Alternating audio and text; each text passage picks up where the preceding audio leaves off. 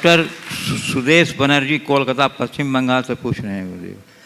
मैं दर्शन शास्त्र का प्रोफेसर हूं और आपका संघ का समाधान नियमित सुनता हूं।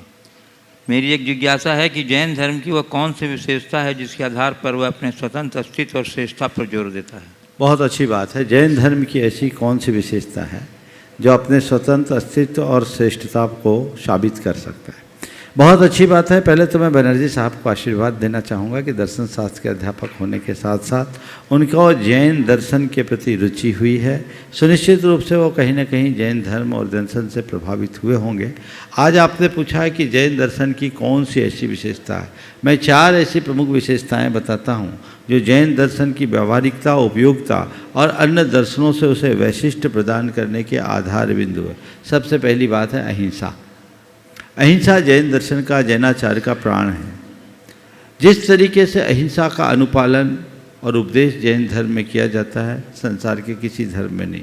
जहाँ एक इंद्रिय से लेकर पंचेंद्रिय तक प्राणी मात्र के प्रति सद्भाव, हिंसा करने की बात तो बहुत दूर है, हिंसा करने के भाव को भी हिंसा माना जाता है। उससे दूर रहने की बात, पूरे के पूरे विश्व को आज जिस सहअस्तित्व की जरूरत है, विश्व मैत्री के लिए जिसकी आवश्यकता है, उसकी पूर्ति अहिंसा से ही हो सकती है। और उसका आधार है आत्मसाम्य। हर प्राणी की आत्मा एक समान है।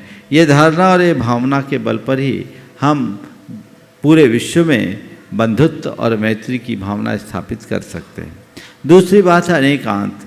अनेकांत एक ऐसा सिद्धांत है जो हमें वैचारिक रूप से सहिष्णुता प्रदान करता है, हमारे चिंतन की उदारता को विकसित करता है, जो सबके मध्य समन्वय का सूत्र खोजता है, समन्वय के डोर में सारे संसार को बांधने की सामर्थ्य रखता है, जहाँ केवल अपनी ही बात पर अड़ने की बात ना होकर सामने वाले की बात से समन्वय स्थापित करने का रास्ता बताया जाता है। वो अनेकांत है जिसकी आज सबसे ज़्यादा आवश्यकता है, क्योंकि दुनिया अपने आग्रहों के कारण लड़ती है, जबकि अनेकांत आग्रह से मुक्त होकर सबको अपनाने की बात करता है, जो जिस स्थिति में उसे उस स्थिति में स्वीकार करने की बात करता है।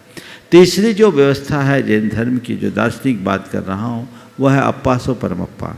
जैन दर्शन एक ऐसा दर्शन है जो प्रत्येक आत्मा में परमात्मा होने की बात करता है। आत्मा ही परमात्मा है, आत्मा से भिन्न कोई परमात्मा नहीं। और हर प्राणी परमात्मा हो सकता है, क्योंकि तत्वतः वो परमात्मा है। जब उसके विकार समाप्त होंगे तब वह परमात्मपने को प्राप्त कर सकेगा। प्राणी मात्र के उत्थान का यह मार्ग केवल जैन दर्शन करता है। और चौथी बात है वह है अपरिग्रह की बात, जो हर प्राणी के लिए समानता का अवसर देता है। समाजवाद में जिसकी आज बहुत ज़्यादा आवश्यकता है, कहीं अधिक संग्रह होगा तो दूसरी जगह खाई बनेगी। समाज में इस खाई को पाटना है और परिग्रह का संग्रह करने से बचने का उपदेश जो जैन दर्शन देता है, वो अगर व्यवहारिक रूप में लोग अपना ले तो मैं समझता हूँ जीवन में बहुत बड़ी बदलाव की संभावना होगी। अगर मैं उसे और आगे व्याख्यायित करूँ तो जैन आचार्य की जो प्रक्रिया है पूरी तरह वैज्ञानिक है। इसमें किसी भी प्रकार की रूढ़िवादिता अथवा अंधविश्वास को कोई स्थान नहीं है।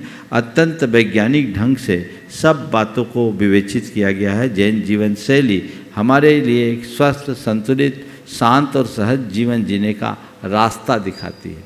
यदि ऐसी जीवन शैली को अपना ले तो लोग बहुत अच्छे से अपने जीवन को आगे बढ़ा सकते हैं, जहाँ उपासना में कोई आडंबर नहीं है, किसी भी प्रकार का अंधविश्वास नहीं है। मूल उद्देश्य हमारी उपासना का आत्मा की शुद्धि है। और जैन धर्म में उसी बात को धर्म के रूप में स्वीकार करने के लिए सहमति दी गई है जिसमें आत्मशुद्धि हो। जिस क्रिया से आत्मशुद्धि न हो उसे धर्म भाव से स्वीकार करने को जैन दर्शन में एक प्रकार की मूढ़ता कही गई है, जो अज्ञानता है। हमें इससे बचना चाहिए।